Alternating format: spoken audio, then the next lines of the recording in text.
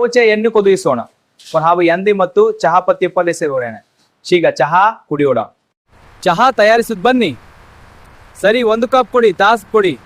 ನನಗೂ ಕೊಡಿ ಸರ್. ಬಸ್ನಿಂದ ಇಳಿದು ಬಂದೆ. ಚಹಾ ಸಿಗುತ್ತಾ? ಖಂಡಿತ ಇದೆ, ತಗೊಳ್ಳಿ.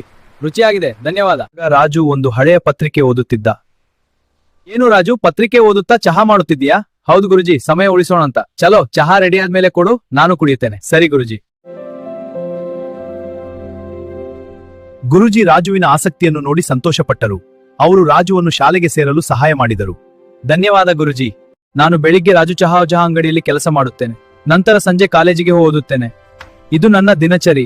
ನಾನು ಶ್ರಮಿಸುತ್ತೇನೆ, ಏಕೆಂದರೆ ಶಿಕ್ಷಣ ನನ್ನ ಭವಿಷ್ಯ. ನಾನು ಕೆಲಸ ಮಾಡುತ್ತಿದ್ದೆ ಮತ್ತು ಸಂಜೆ ವೇಳೆಯಲ್ಲಿ ಕಾಲೇಜಿಗೆ ಹೋಗುತ್ತಿದ್ದೆ. ಈ ಅನುಭವ ನನ್ನ ಜೀವನವನ್ನು ಬದಲಾಯಿಸಿತು ಮತ್ತು ನನಗೆ ಹೊಸ ಅವಕಾಶಗಳನ್ನು ತೆರೆಯಿತು. ಕೆಲವು ವರ್ಷಗಳ ನಂತರ ನಾನು ಒಬ್ಬ ಶಿಕ್ಷಕನಾದೆ. ವಿದ್ಯಾರ್ಥಿಗಳೇ, ಇಂದು ನಾವು ಒಂದು ಹೊಸ ಅಧ್ಯಾಯವನ್ನು ಪ್ರಾರಂಭಿಸೋಣ. ತುಂಬಾ ಚೆನ್ನಾಗಿದೆ. ಈಗ ಪಾಠವನ್ನು ಪ್ರಾರಂಭಿಸೋಣ. ನಾನು ನನ್ನ ಗ್ರಾಮಕ್ಕೆ ಮರಳಿ ಬಂದೆ. ಇಲ್ಲಿ ಬಡ ಮಕ್ಕಳಿಗೆ ಓದಲು ಸಹಾಯ ಮಾಡುತ್ತೇನೆ.